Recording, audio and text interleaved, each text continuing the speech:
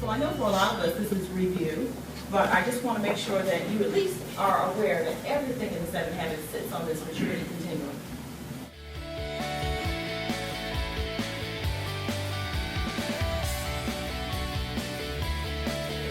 What is habit 1? Being what? Proactive. Being proactive. So there's a big difference between being a reactive person and a proactive person. So if you'll write in there, be proactive. And this is the habit of what? What did I come up with the sheet? The habit of choice. So you have choices. Circle of concern and circle of influence. Somebody give me the definition of this.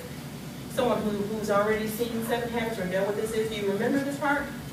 Yes, tell me, what does it mean? Right. Well, the circle of influence are those things that, you have influence over, you can actually control or impact in some way.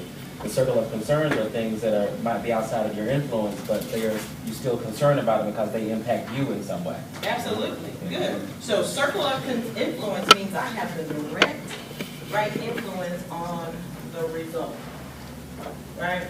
Circle of concern, I'm concerned about it, but I don't directly control the outcome. Okay, if we're going to be proactive, where should we put all of our focus? Most of our right, and then your circle grows. If you concentrate all of your first efforts so much on things you can't control anyways, you lose your power. Okay, you become a reactive person to your circumstance. That's really what the whole circle of influence. So here you see it shrinking if I spend too much time on the outside. And then here you see it increasing if I spend time on the inside.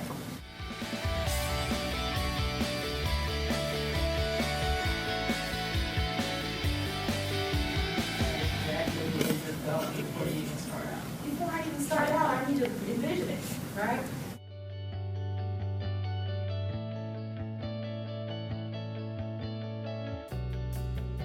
First, please write that down. The first things first.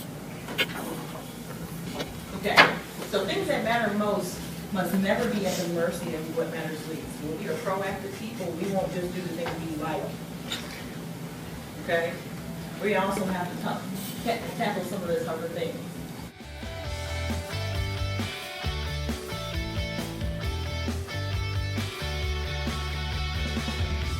Number 4 is thinking what? Win-win. So we said that's an attitude. We have to be ready to try to see what's mutually beneficial for both parties. Mutual benefit.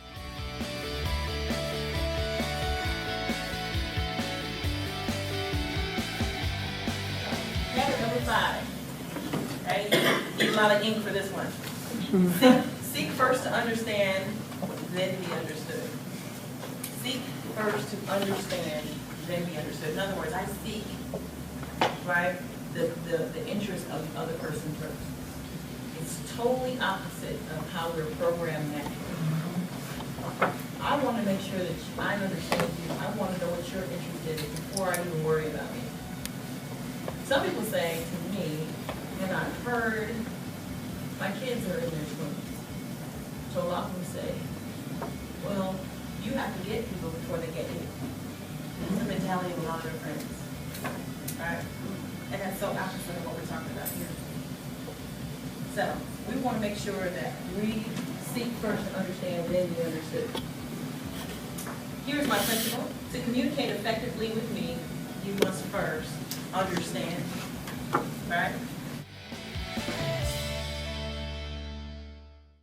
Synergy was a big buzzword back in the 90s. Right?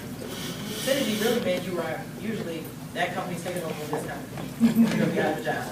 All right, they misused this word.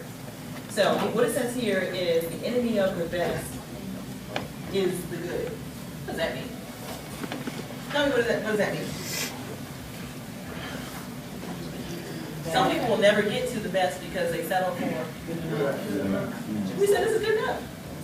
Right? Our company is good enough where we are. I was just talking to some people about that over the last couple of days, where they know that their company could be better, right? But they're settling for this.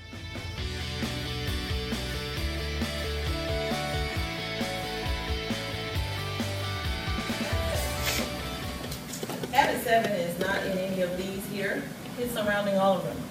Tell me what sharpen the saw means anyway. What does sharpen the saw mean? Say that again. Take care of yourself. So I'm gonna ask us a question, I'm gonna pose a question. How many of us every day are using a dull saw to get things done? Right? That's all I had, no sharpening at all. So many people tell me they are too busy to stop to sharpen the saw. Does that make sense when I say that? If I ask you here to leave here, let's start cutting down some of these redwood trees. How are you gonna do it? With a dull saw? Would you intentionally go out with a dull saw to do that? Most of you would say, well, we're gonna go ahead and take half an hour, 10 minutes to sharpen the saw. But then if I ask you, hey, what are you doing to renew yourself every day? How are you able to be the most productive? You say, I don't have time for that. Right? I don't have time for that. There's no more time left in the day for me to really put back some of the things that are taken from me every day. That's what I hear over and over again.